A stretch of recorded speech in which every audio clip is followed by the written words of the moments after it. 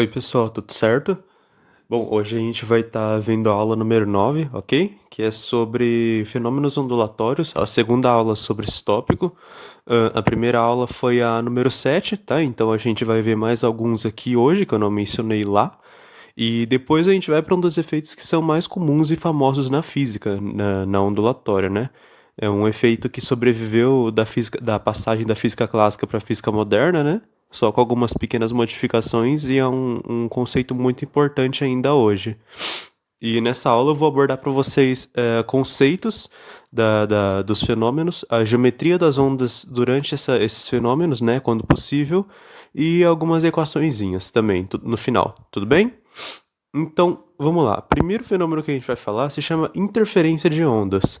Né? Quando duas ondas elas interagem se cruzando, elas acabam interferindo uma na outra, certo? A interferência ela se dá com a gente somando as amplitudes das ondas. Então vocês veem aqui, na esquerda a gente tem um pulso de onda que tem essa amplitude igual a 1 aqui, né? Ela está se propagando para a direita.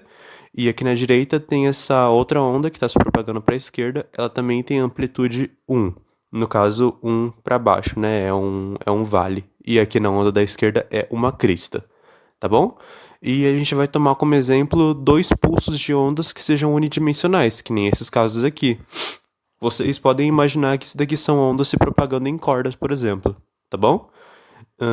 Então, tem dois tipos de interferência. Primeiro é a interferência destrutiva, que é quando as ondas que elas se encontram, elas têm uma diferença de fase, certo? Elas estão invertidas em relação a uma outra. Vocês veem que a onda da esquerda que ela tá para cima e a onda da direita tá para baixo.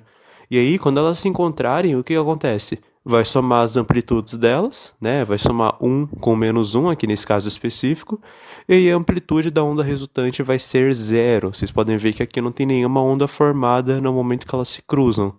Só que uma coisa que é interessante vocês saberem, é importante, né, que eu acabei não colocando aqui nas imagens, mas isso daqui, essa segunda imagem que vocês estão vendo, é durante o encontro das duas, certo? Só no momento em que elas estão superpostas uma na outra. No momento que elas começam a se separar depois, de novo, elas se propagam normalmente do jeito que estavam, certo? Então essa daqui, olha, da esquerda, inicialmente ela estava se propagando para a direita, ok? Aí ela se encontrou com a onda que estava vindo para a esquerda, beleza? Em uma situação final, essa onda que estava aqui na esquerda, se propagando para a direita, ela continua se propagando para a direita, aqui do jeitinho que ela estava, igualzinha, certo? Ela segue a vida dela. E essa daqui é exatamente a mesma coisa, estava se propagando para a esquerda, se cruza, né? Tem a interferência destrutiva e depois ela continua se propagando para a esquerda sem mudar a amplitude, sem mudar comprimento de onda, frequência, velocidade, nem nada, ok? Ou seja, é interessante vocês verem o fenômeno da interferência como um fenômeno que só acontece enquanto as ondas elas estão literalmente se encontrando, porque depois que elas já se descruzam, né, elas já vão seguindo seus próprios rumos, aí já não tem mais nenhum efeito de uma sobre a outra. E da mesma maneira que a gente tem interferência destrutiva, a gente tem interferência construtiva, que é quando as ondas que elas se encontram, dessa vez elas estão na mesma fase. Como vocês podem ver aqui, a onda da esquerda, ela se propaga para a direita, né? Ela tem amplitude 1, e a onda que está na direita se propaga para a esquerda, ela também tem amplitude 1.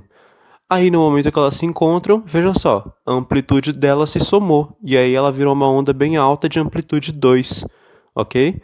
E que nem aconteceu aqui nesse slide passado, no caso anterior, né? Depois que elas terminarem de se cruzar, elas vão seguir a vida delas comum, do jeito que estava antes.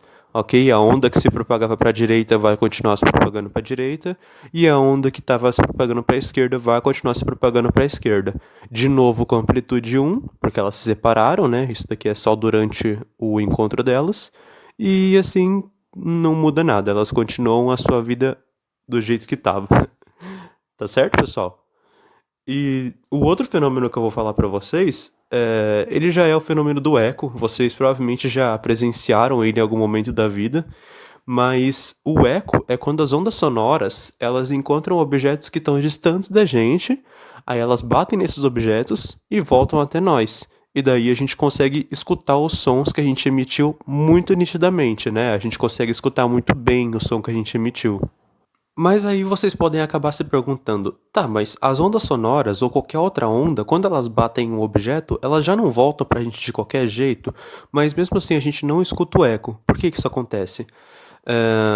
O eco ele é mais perceptível quando a gente está em um ambiente que esteja relativamente vazio, certo? É um ambiente bastante espaçoso, como é o caso de cavernas ou casas sem mobília.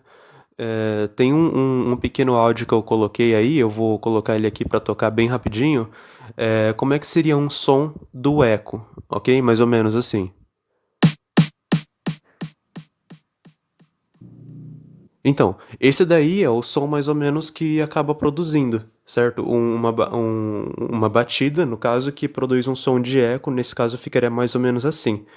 E por que que isso acontece? Lembra quando eu falei que a natureza, na verdade, que a gente estuda, né? Ela é uma grande soma das nossas interpretações do universo? Então é basicamente o seguinte: o eco, o que diferencia ele de outras ondas sonoras que batem e voltam pra gente, é o fato de que a gente tem no nosso cérebro um pequeno intervalo que a gente não consegue distinguir ahn, dois sons que sejam diferentes.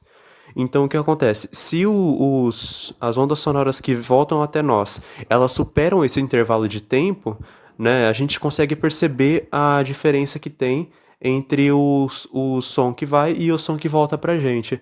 Agora, se a gente está num ambiente em que o som volta muito rapidamente, muito mais rápido do que esse intervalo que a gente consegue distinguir, aí a gente não consegue perceber. A gente acha que é tudo um som só. Né, é a nossa vida cotidiana, basicamente. A gente só escuta o eco quando a gente praticamente quer provocar ele, né? E para você provocar, você precisa estar nesse espaço ou causar esse efeito de fazer a onda sonora que você emite demorar para voltar até você, certo? Justamente por causa desse intervalo que o cérebro tem de captar a diferença entre os sons. Se eu não me engano, esse intervalo é de aproximadamente 1/20 de segundo, tá? 0,05 segundos, se eu não me engano é isso. E aí, se tem essa diferença de tempo, né, entre a onda que vai, que a gente emite, e a onda que volta até nós, bateu e voltou até a gente, aí a gente consegue perceber, ok? Agora, o eco ele já é diferente da reverberação. A reverberação ela é o caso contrário, ela é justamente quando as ondas encontram objetos que estão próximos da gente, batem, voltam, né? E a gente não consegue distinguir os sons muito nitidamente, o som que vai e o som que volta até nós, ok? Para que a reverberação ocorra, a gente deve estar em um ambiente que seja relativamente cheio, apertado, ou algum lugar comum do nosso cotidiano, né? Um cômodo de casa, uma sala de aula. E é o caso justamente das nossas casas, né? Quando elas têm uma mobília que não deixa muito espaço vazio, escritórios, salas e assim por diante, tá? E aí tem mais dois pequenos audiozinhos que é o toque normal, né? Aquele toque que eu tinha colocado com eco, ele é a versão é a versão com eco de um toque comum, que é basicamente esse daqui. E no caso, a reverberação seria mais ou menos desse jeito aqui,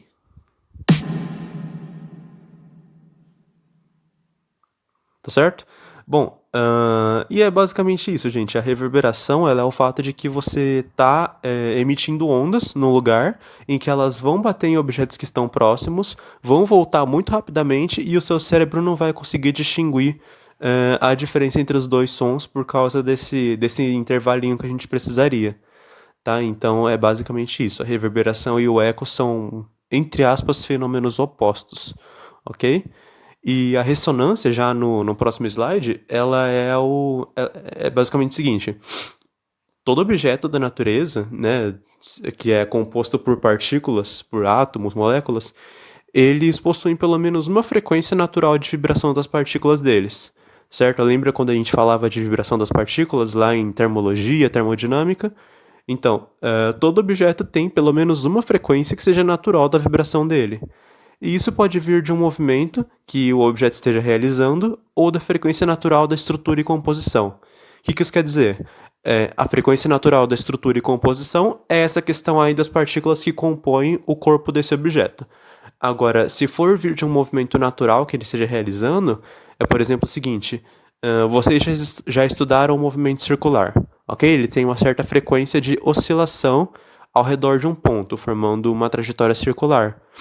Essa frequência, que é a frequência desse movimento que ele está realizando, ela também pode acabar contando para o efeito da ressonância, tá certo? Já vou mostrar para vocês como é que isso se aplica e o que isso significa, tá bom? Supondo que as ondas sonoras, ou qualquer outro tipo de onda, tecnicamente, né? Com as ondas sonoras é mais perceptível, mas supondo que as ondas elas cheguem a esses objetos com a mesma frequência de uma das frequências naturais de vibração, o objeto ele entra em ressonância com essa onda. Ou seja, a onda faz ele vibrar nessa frequência, certo? Muito nitidamente, e a amplitude da vibração fica cada vez maior. Então, por exemplo, num som, ele fica mais alto quando ele bate num objeto que ressoa, certo? Ou faz o objeto acabar vibrando também, que é justamente o caso desse outro slide aqui. Eu coloquei o GIF para vocês no Drive, né? Que é. Isso daí é uma cena de Harry Potter, em que essa mulher do quadro, ela se chama Mulher Gorda na história. E a mulher gorda, ela tá tentando fazer aquele truque clássico, né? Que é de quebrar a taça de vidro só com a voz, ok? No filme, no caso, ela não conseguiu, daí ela só deu uma disfarçada e quebrou na parede mesmo. Mas por que que esse negócio de quebrar o copo com a voz, ele é verdade, ele não é mentira, né? Ele não tá fora da realidade. Porque você, ao contrário do que se pensa, na verdade, né? Só pra começar, para você fazer isso, você não precisa ficar fazendo um som muito alto, muito intenso, que faça o objeto quebrar pela força. Não, é basicamente o seguinte: quando a mulher gorda ou qualquer outro exemplo que você já tenha visto em algum momento, a pessoa ela começa a emitir uma frequência sonora que seja igual à frequência de vibração do copo, ele começa a vibrar, certo? Ele começa a vibrar bastante, oscilar cada vez mais, porque a amplitude de oscilação aumenta com a ressonância. E por causa disso, ele acaba se estilhaçando por dentro, né? Esse movimento oscilatório dele fica muito forte, ele acaba se estilhaçando por dentro, e aí ele se quebra inteiro, né? O copo ele simplesmente não aguenta mais e ele se quebra. Então é justamente por causa disso que acontece esse fenômeno aí que a gente observa, às vezes pensa que não é verdade, mas é verdade, é por causa da ressonância, tá bom? E agora chegamos no efeito principal dessa aula aqui, que é o efeito Doppler-Fizeau, ok? Também conhecido só como efeito Doppler.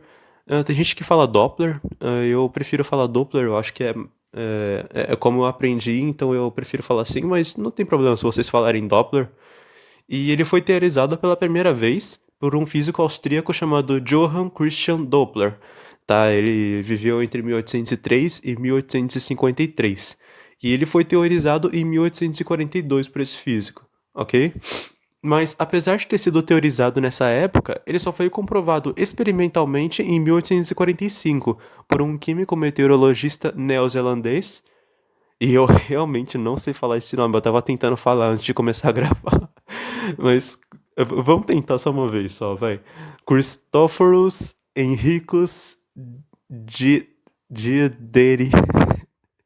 Diedericus Balot. Nossa, provavelmente tá tudo errado. Mas ele viveu nessa época aqui, tá? Entre 1817 e 1890. E posteriormente, esse efeito Doppler, ele também foi adaptado para as ondas eletromagnéticas, em 1848. Inicialmente, o Doppler ele só teorizou isso para ondas mecânicas, e as ondas eletromagnéticas vieram depois, pelo físico francês Armand Hippolyte Louis Fizeau, ok? E por isso que o efeito hoje leva também o nome dele, tá? Ele viveu entre 1819 e 1896. No caso do químico meteorologista aqui neozelandês, eu não lembro exatamente como é que foi o experimento que ele fez para provar o efeito Doppler, mas ele fez alguma coisa que relacionava um trilho, uma estação de trem, e depois, se vocês quiserem, eu mando para vocês esse experimento, ok? Eu só não lembro agora de cabeça exatamente o que ele fez para comprovar. E até agora, quando a gente estudou as ondas, né, elas estavam se propagando a partir de uma fonte e chegando até um observador, e estavam os dois em repouso, né? O observador era o nosso ponto de referência.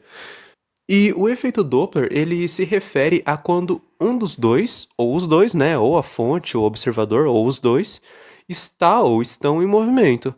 Porque daí a gente observa que a frequência de oscilação que chega até a gente é diferente daquela que a fonte está emitindo, ok? No próximo slide eu vou mostrar isso aqui para vocês melhor.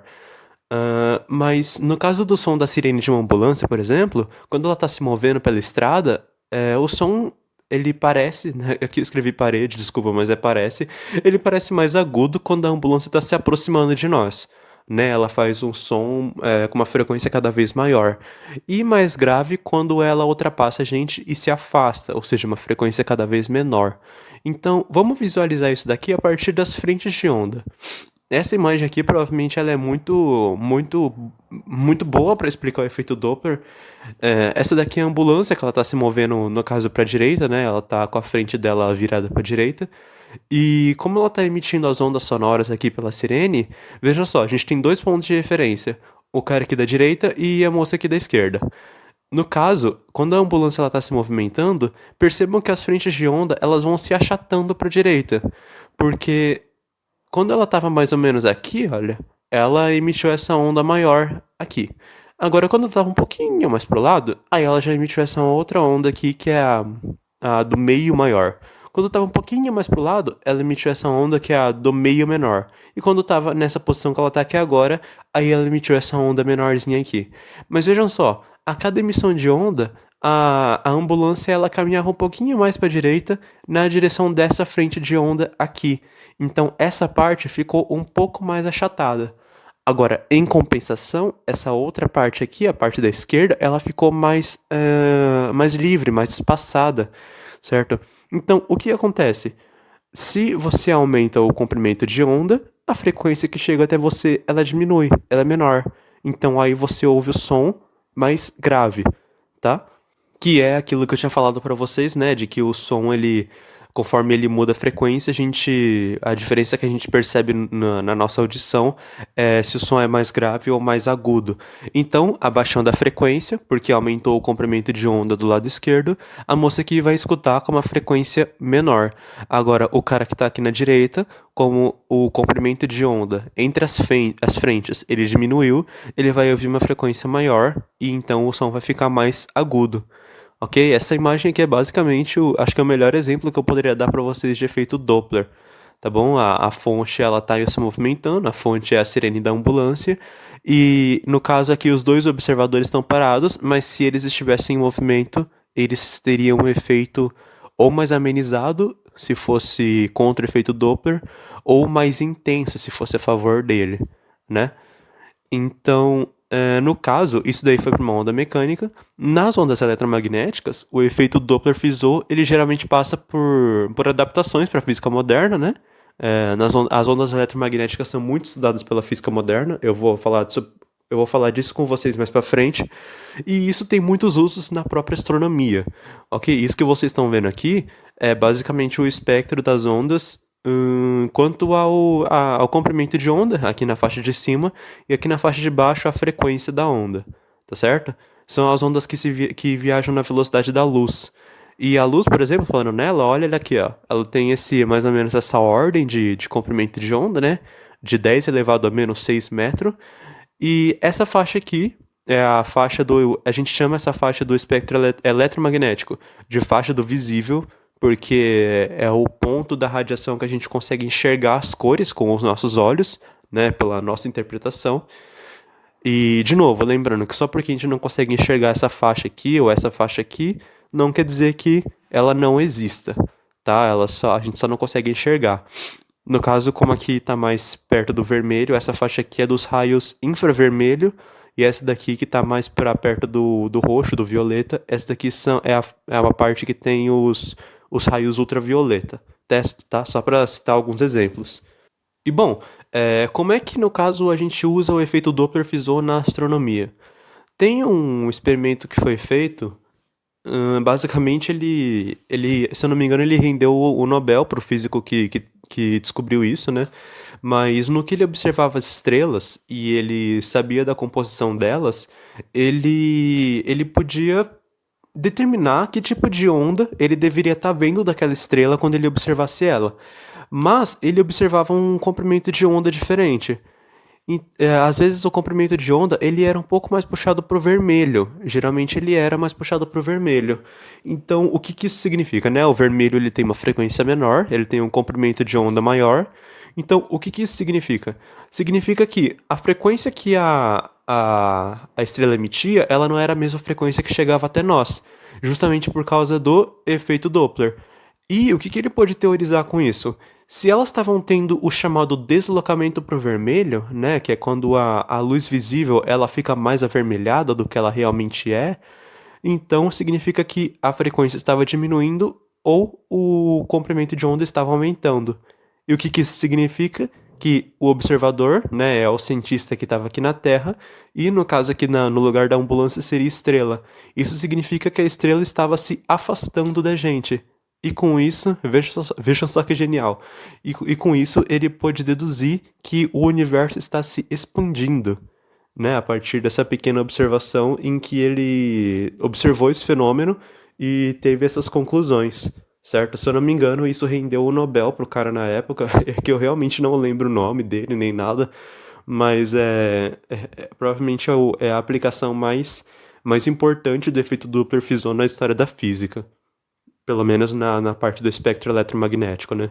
Agora, a equação que descreve o efeito Doppler, ela tem duas formas genéricas, né? Independente se que se movendo a fonte, o observador ou até mesmo os dois, tá bom? Que é a frequência observada pelo observador, pelo nosso ponto de referência, ela é igual à frequência emitida pela fonte, né? F, e multiplicado por todos esses termos aqui, em que esse Vzinho é a velocidade do som no ar, ok? Mais ou menos a velocidade de movimento do observador, isso tudo dividido por velocidade do som no ar, menos mais a velocidade de movimento da fonte, tá certo? Independente se a fonte, o observador está parado, mas se pelo menos um deles estiver em movimento, então o efeito Doppler ele está de pé.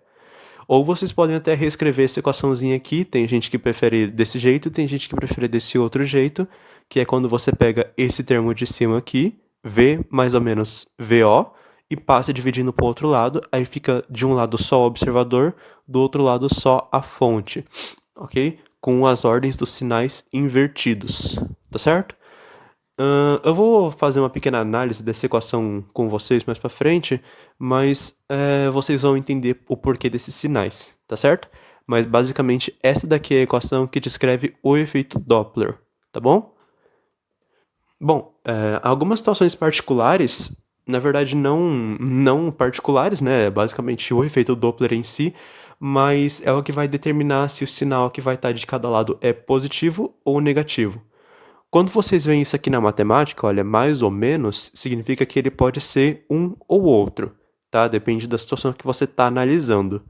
E se tiver mais ou menos de um lado e do outro menos mais, significa que quando um for mais, o outro tem que ser menos. Quando um for menos, o outro tem que ser mais, tá certo? Ele sempre tem que inverter. Se tivesse mais menos, aí seria igual. Aí seria mais de um lado, mais do outro. Menos de um lado, menos do outro. Mas é basicamente o seguinte: as duas situações particulares que eu tenho para vocês pra gente se referir às aproximações ou aos afastamentos entre a fonte e o observador. No caso, quando a gente está tratando de uma aproximação, a gente tem essa primeira versão aqui da fórmula, né, em que o lado esquerdo fica com o mais, ele fica com a soma aqui, e portanto o lado direito fica com o menos, fica com a subtração.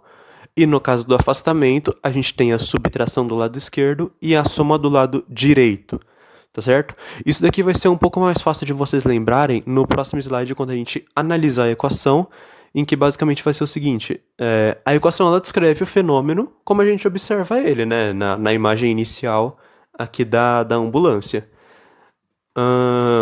Seja pelo aumento ou pela queda da frequência aparente, tá certo? Agora é uma coisa que vocês vão provavelmente se lembrar mais facilmente. A frequência observada, o FO, ele vai ser maior se a frequência da fonte ela for dividida por um número muito pequeno, né? No caso, vocês estão dividindo por uma subtração, e vão multiplicado por um número grande. Ou seja, ele vai ficar multiplicado por uma soma. Ou seja, para o FO ser maior que a FF, né, a frequência da fonte, então você pega a frequência da fonte divide por um número pequeno e multiplica por um número alto. Ou seja, a parte aqui de baixo que está dividindo ela fica negativa e a parte que pode passar para FF multiplicando, né? Ela fica positiva aqui o sinal, tá? Ela fica bem maior e esse número aqui fica bem menor. E daí você multiplica a frequência da fonte por um número muito grande e aí você tem a frequência observada, tá certo? Isso daí que ajuda vocês a lembrarem é justamente o quê? Se a frequência observada é muito maior que a frequência da fonte, então a gente está lidando com uma aproximação entre a fonte e o observador, certo? E agora vocês podem ver por que aquela equação está desse jeitinho aqui, certo? Mais na esquerda, menos na direita. Aí de novo aqui, mais na esquerda e menos na direita, certo? E é justamente o caso análogo para o afastamento. A frequência observada ela vai ser menor, ou seja, vai estar se afastando, né? Como vocês podem ver aqui. Se a frequência da fonte ela for dividida por um número que é grande, no caso aqui tem uma soma, então é um número maior, e ela for multiplicada por um número pequeno, que é o caso aqui da subtração, certo? Isso ajuda vocês a lembrarem um pouquinho dessa equação um tanto caótica, mas aí a gente acaba caindo desse estado, nesse jeito aqui, nessa configuração. Esquerda negativo, direita positivo. E tá igualzinho ao que a gente tinha visto aqui para os afastamentos, tá certo? E, bom, só umas pequenas consideraçõezinhas finais aí sobre essa aula, é que esses fenômenos todos, eles podem ocorrer com qualquer tipo de onda, tá bom? Mas os efeitos eles são mais perceptíveis para algumas ondas do que para outras. No caso, o eco e a reverberação, eles são mais perceptíveis para não só para ondas mecânicas, como para o som principalmente, a ressonância também, tá? E o efeito Doppler-Fizeau, eu dei um exemplo para vocês de cada um, né? De ondas mecânicas e eletromagnéticas. Mas tudo isso pode acontecer com qualquer onda, tá bom?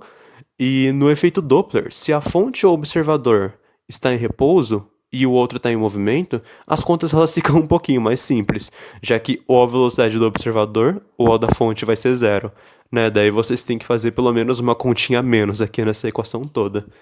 Agora, no caso dos dois estarem em repouso, a gente volta para a situação que foi estudada nas aulas anteriores, certo? Os dois estão parados, que já consideravam que a única velocidade que estava envolvida na processo, na propagação da onda, era da própria propagação da onda.